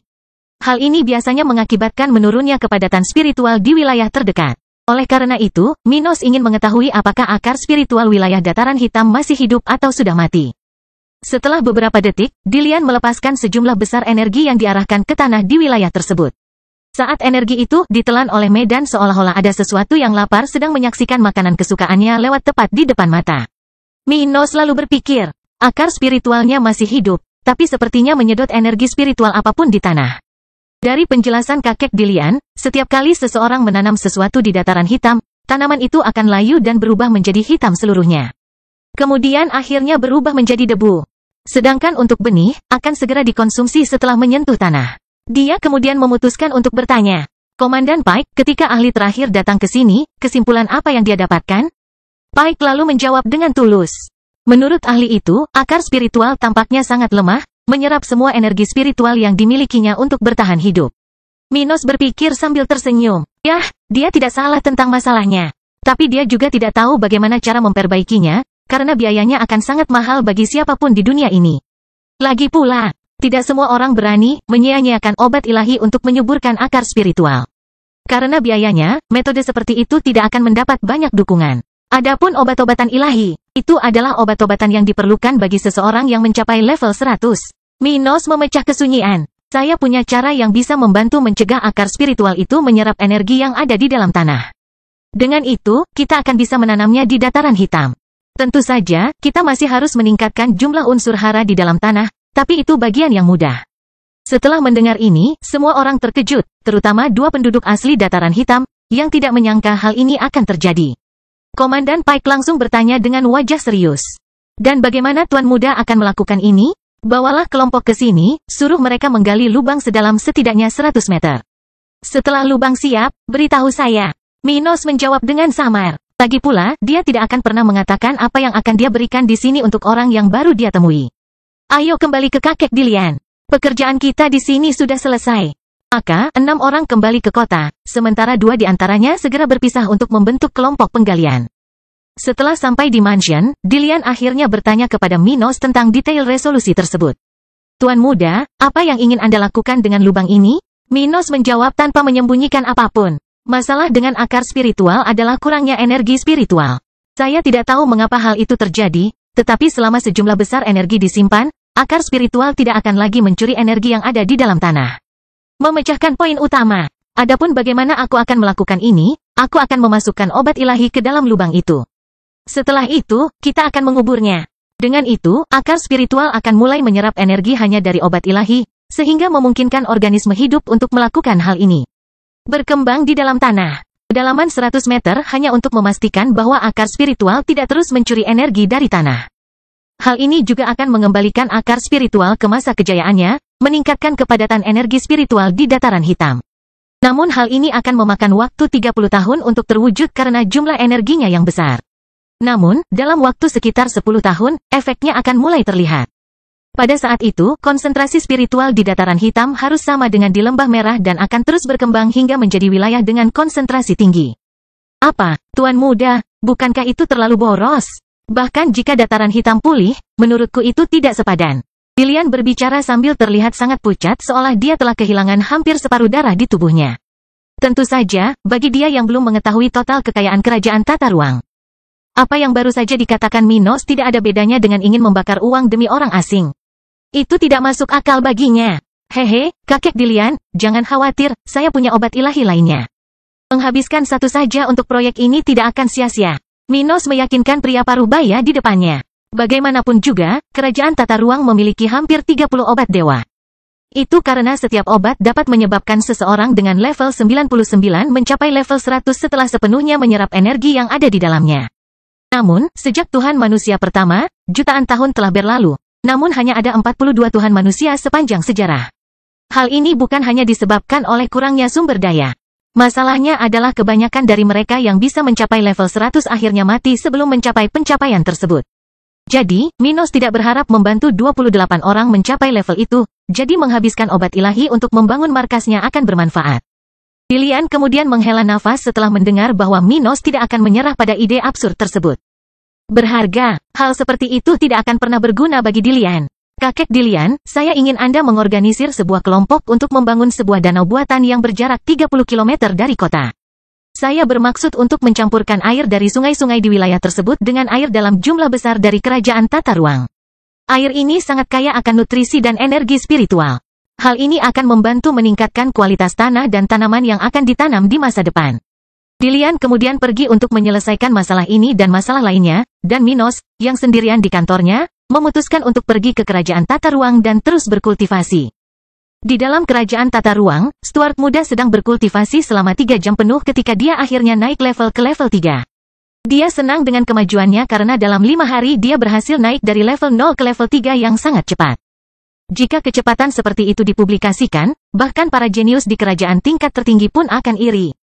Setelah selesai berkultivasi, Minos memutuskan untuk memanen obat ilahi yang akan ia gunakan untuk menyuburkan akar spiritual wilayah ini.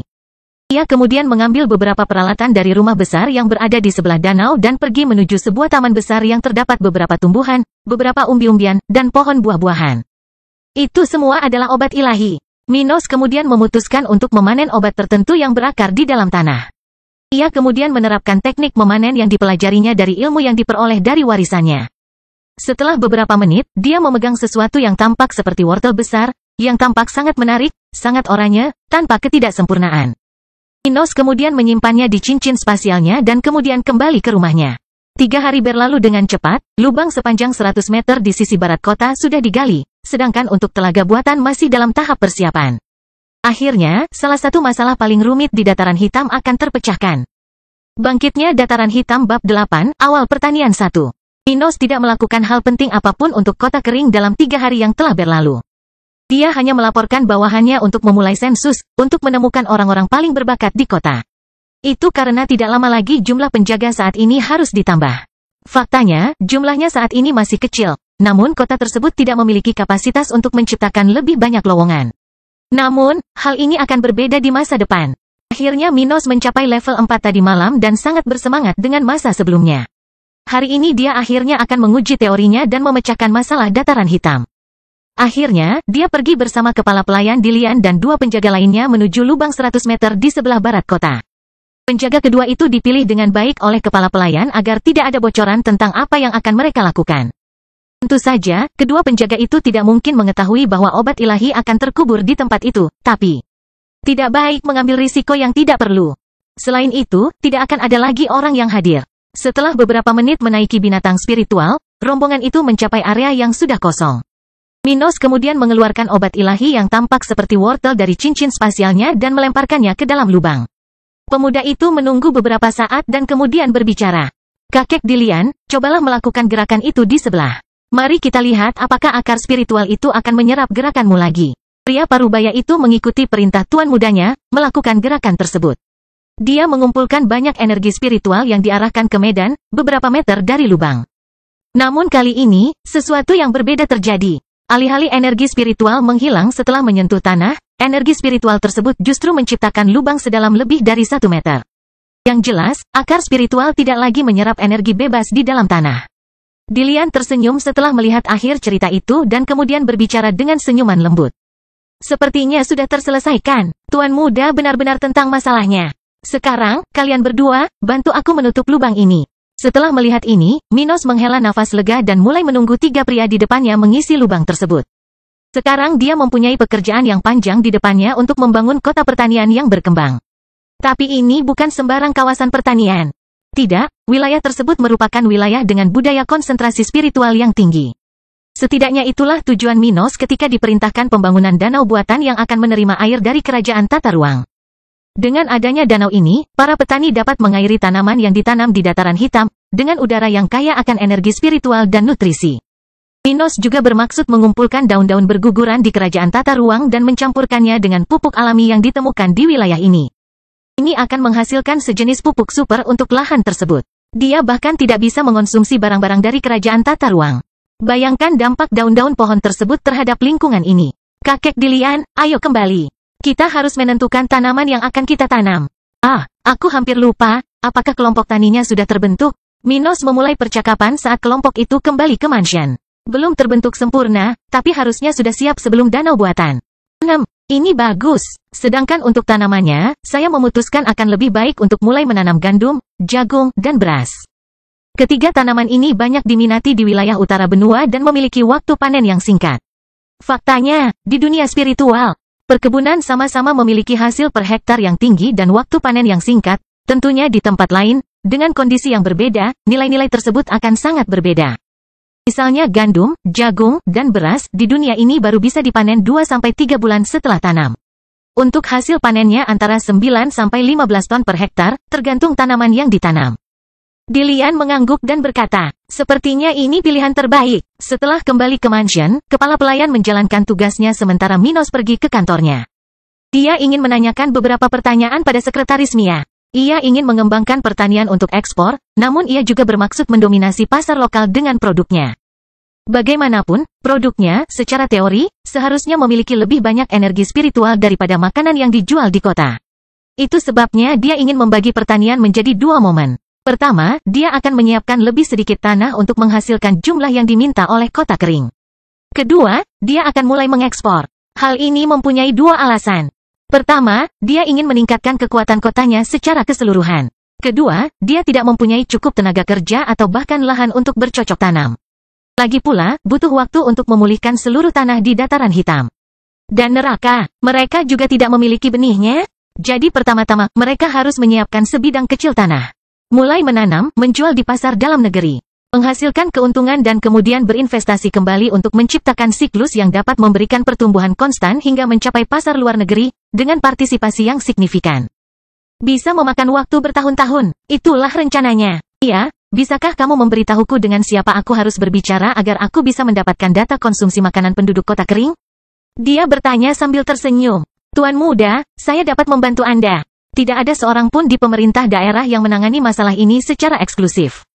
Oke, Jadi saya ingin Anda membuat daftar rata-rata konsumsi beras, gandum, dan jagung di kota kita secepatnya. Mia merespons dengan cepat. Oke, aku akan menyelesaikannya secepat mungkin. Setelah itu, Minos berjalan-jalan di kota. Dia ingin melihat lebih dekat kehidupan kota kering dan mungkin mampir untuk makan di suatu tempat. Namun dia tidak menemukan apapun yang menarik perhatiannya, meskipun masalah yang biasanya terlihat dimanapun, dia tidak melihat apapun selain orang-orang yang menyelesaikan urusannya. Tampaknya selain bertahan hidup, orang-orang tidak melakukan lebih dari itu di tempat ini. Atau mereka baru saja menerima kenyataan bahwa mereka tidak lagi peduli atau tertarik pada apapun. Itu adalah tempat yang benar-benar aneh. Sebaiknya aku kembali dan berkultivasi. 2 hari lagi berlalu, dan Minos kini berada di level 5. Danau itu juga telah selesai dibangun dan terisi setengah volumenya oleh air yang ditemukan di wilayah tersebut. Setelah mengetahui hal ini, Minos mengosongkan 3 cincin spiritual yang dia peroleh di kerajaan tata ruang dan mengisinya dengan air dari tempat itu.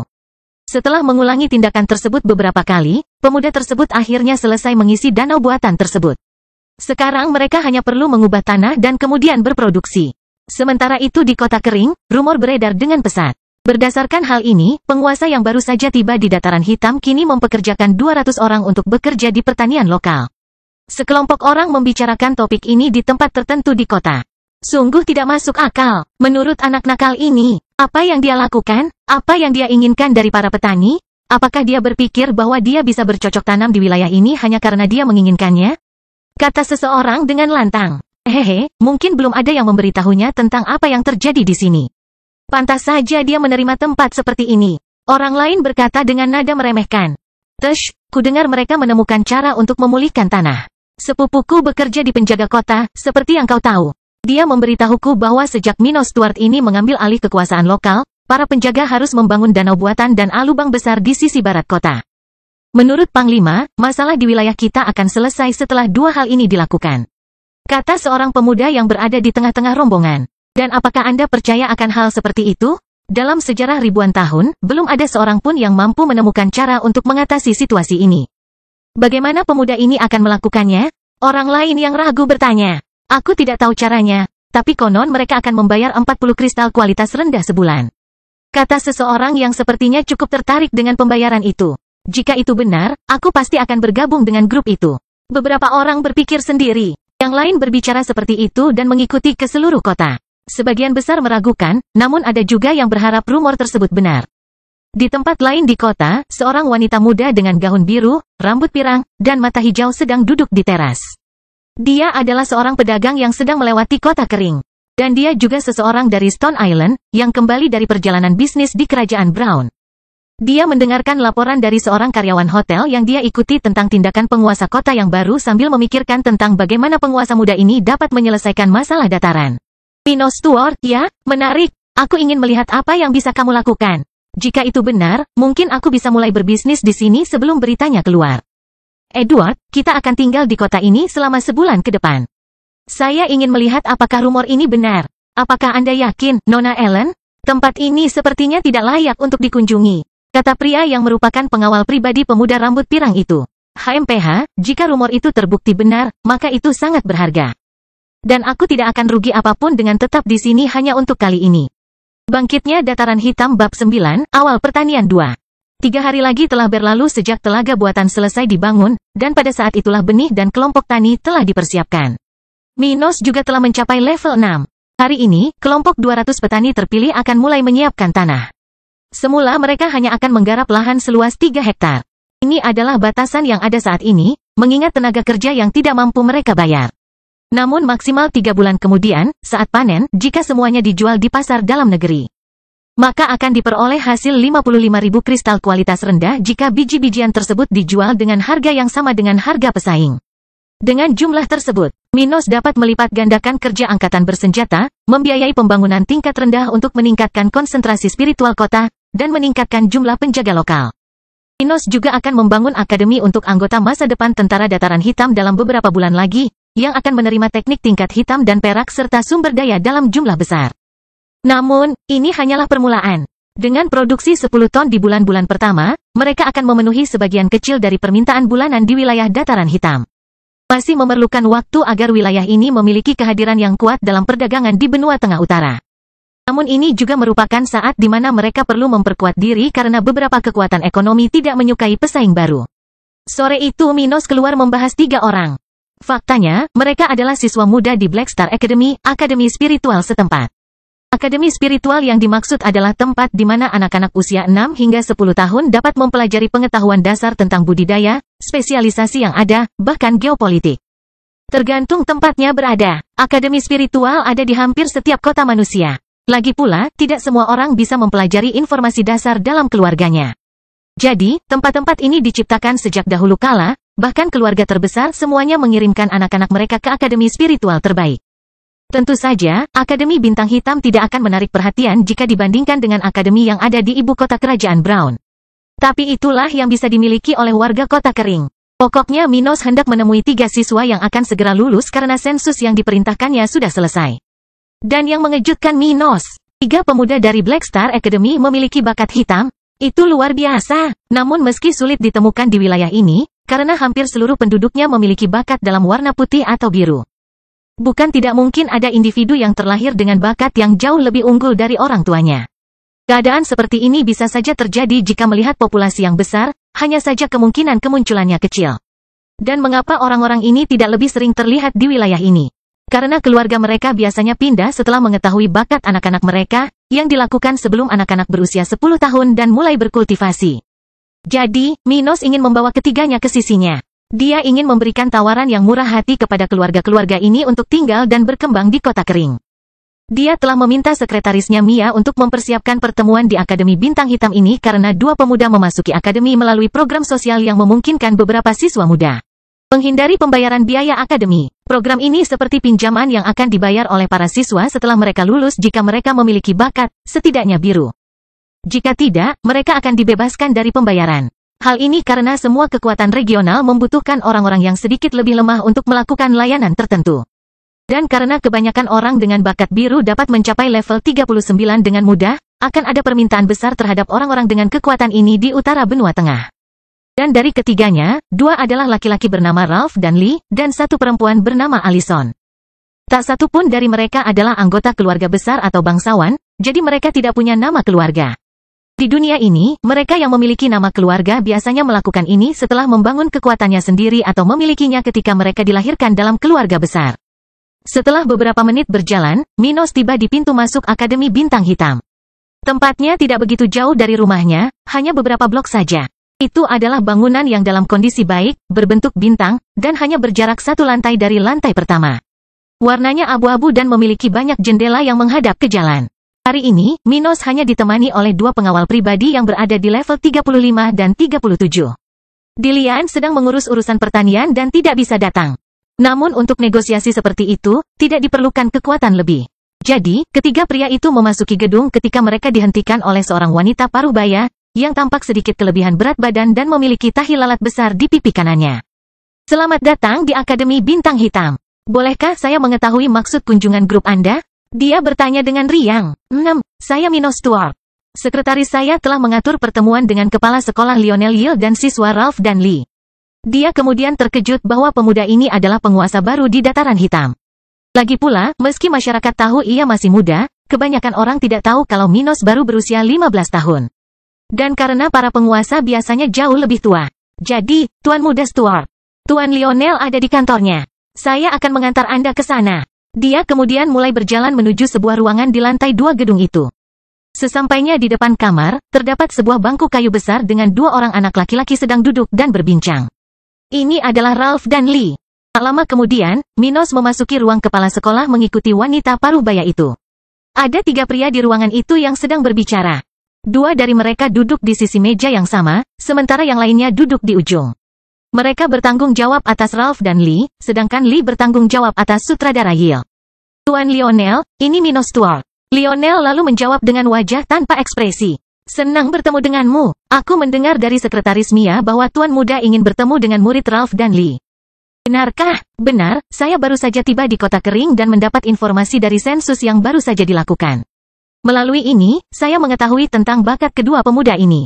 Minos menjawab dengan sopan. Hari ini, saya di sini untuk mengajukan tawaran yang saya yakini dapat menarik perhatian keluarga keduanya.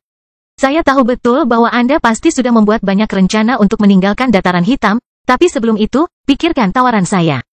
Salah satu dari dua orang yang bertanggung jawab atas anak laki-laki itu lalu berkata dengan wajah mengejek. HMPH, apakah kamu ingin kami tinggal di tempat ini tanpa masa depan?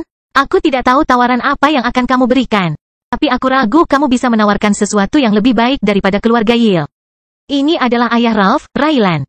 Dia tampak seperti tipe orang sederhana yang tidak terlalu memikirkan situasi yang lebih umum, yang hanya menghargai apa yang ada di depannya. Pria lainnya adalah Griff. Dia adalah kakak laki-laki Lee. Orang tua mereka sudah meninggal, dan dia bertanggung jawab atas kedua adiknya.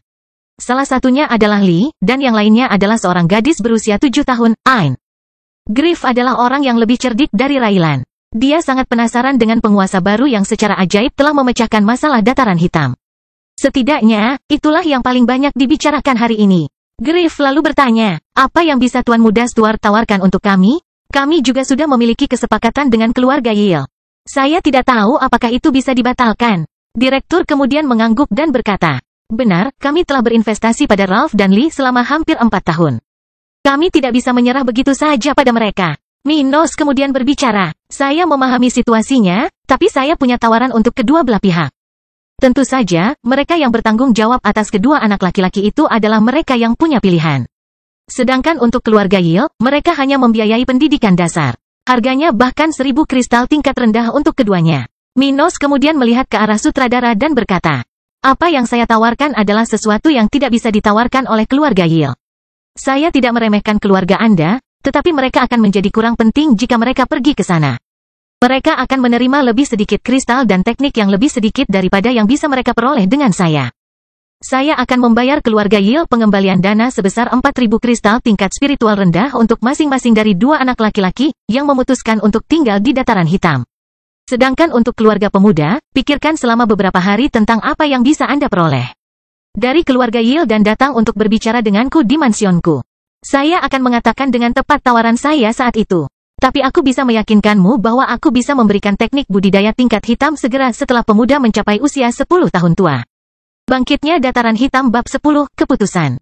Setelah mengatakan ini, Minos meninggalkan ruangan dan pergi ke rumah siswa lainnya, Allison.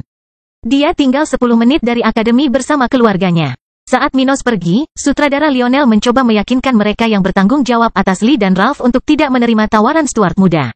Raylan, Griff, keputusan ada di tanganmu. Keluarga Yale kami tidak akan pernah memaksa siapapun untuk bergabung dengan kami. Tapi sejujurnya, aku tidak melihat bagaimana bocah nakal ini bisa lebih baik dari kami untuk keluargamu. Jika dia memiliki begitu banyak kekayaan untuk menawarkan teknik budidaya tingkat hitam, lalu apa yang dia lakukan di sini?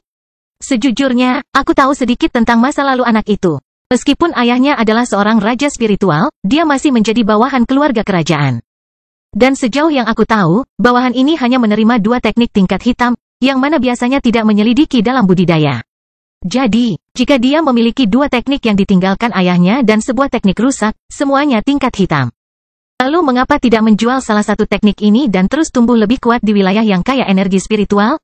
Mengapa menyia-nyiakan harta miliknya, waktu di tempat ini? Belum lagi dia tidak punya masa lalu di dataran hitam ini. Aku tidak tahu apa yang ingin dia lakukan, tapi menurutku itu terlalu berisiko. Aku menyarankanmu untuk tidak mendengarkan kata-kata anak itu. Lionel mengatakan semua yang dia pikirkan dan ketahui dalam upaya mencegah keluarganya kehilangan kedua anak laki-laki itu. Meskipun merupakan keluarga yang berkembang di wilayah tengah kerajaan Brown, keluarga Yale belum menjadi keluarga bangsawan besar di ibu kota. Jadi, mereka membutuhkan anggota berbakat dari luar keluarga untuk terus berkembang. Mereka kemudian mulai membangun dan mendirikan akademi spiritual di tempat-tempat miskin dalam upaya mendapatkan anggota baru untuk keluarga mereka. Namun, mereka tidak akan memaksakan keadaan jika ada yang mengubah pikiran dan mengembalikan investasinya. Tentunya hanya bagi mereka yang belum masuk keluarga dan belum menerima tekniknya. Kalau tidak, itu tidak mungkin. Mereka berbicara beberapa menit lagi lalu pergi. Dari keduanya, meski tak ada yang percaya pada Minos, Griff masih sangat penasaran dengan tawaran lengkap pemuda itu. Raylan, sebaliknya, yakin tidak ada gunanya tinggal di tempat ini. Dia bahkan tidak ingin tahu kata-kata indah seperti apa yang bisa diucapkan Minos padanya. Minos dan kedua pengawalnya akhirnya sampai di depan sebuah rumah kecil setelah berjalan beberapa menit. Itu adalah rumah dengan hanya lantai pertama, warnanya sepenuhnya biru dan hanya memiliki 1 jendela di sisi jalan. Namun terlihat dirawat dengan baik, memberikan kesan bahwa pemiliknya kesulitan mempertahankan kualitas tertentu. Penguasa muda itu kemudian mengetuk pintu depan. Pa. Kemudian, seorang gadis berusia sekitar 10 tahun, dengan rambut hitam diikat ekor kuda, membuka pintu dan berteriak. Bu, kita kedatangan tamu. Tidak lama kemudian seorang wanita paruh baya berlari menuju pintu. Dia memiliki kecantikan yang bisa dianggap bagus dan tubuh berkembang dengan baik, rambut hitam, dan penampilan yang lembut. Dia kemudian menjawab, bolehkah saya mengetahui alasan kunjungan Anda? Minos lalu menjawab dengan senyuman di wajahnya. Senang bertemu dengan Anda, Nyonya Tasya. Saya Minos Stuart. Saya di sini ingin membicarakan masa depan putri Anda, Allison. Saya yakin Mia sudah pernah menyampaikan hal ini sebelumnya. Jadi, itu Tuan Muda Stuart. Silakan masuk, suamiku ada di kamar. Kita bisa membicarakannya di sana. Dia menjawab dengan senyum di wajahnya. Tak lama kemudian, Minos bertemu Paulo, suami Tasya, dan ayah Allison. Dia adalah pria jangkung, tampak berusia 40-an, dan dia bahkan tidak memiliki rambut di kepalanya. Tidak lama kemudian mereka mulai berdebat tentang topik utama.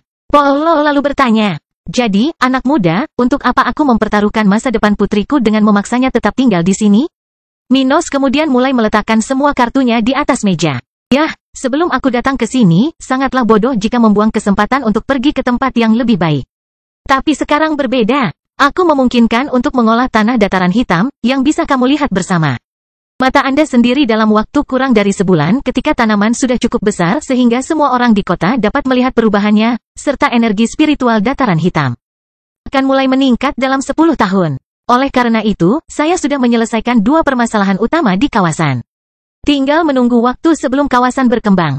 Minos kemudian melanjutkan. Tetapi poin ini bukanlah poin utama. Selama putri Anda diterima oleh keluarga bangsawan, dia akan menjadi bawahan dan akan menerima sumber daya. Anda mungkin tidak mengetahui hal ini, tetapi ayah saya adalah bawahan keluarga kerajaan Brown, yang merupakan keluarga paling berkembang di dunia ini. Namun, di keluarga ini, bawahan seperti ayahku akan menerima paling banyak 2 teknik tingkat hitam, yang tidak bisa menjadi teknik budidaya. Mereka melakukan ini untuk mempertahankan kecepatan budidaya yang lebih tinggi di antara anggota asli keluarga. Dan teknik ini bisa juga hanya dapat diperoleh setelah bertahun-tahun mengabdi. Selain itu, juga memberikan gaji yang setara dengan tahap budidaya mereka, yang masing-masing berkisar antara 20 kristal tingkat rendah hingga 10 kristal tingkat menengah per bulan. Untuk Body Foundation dan Spiritual King.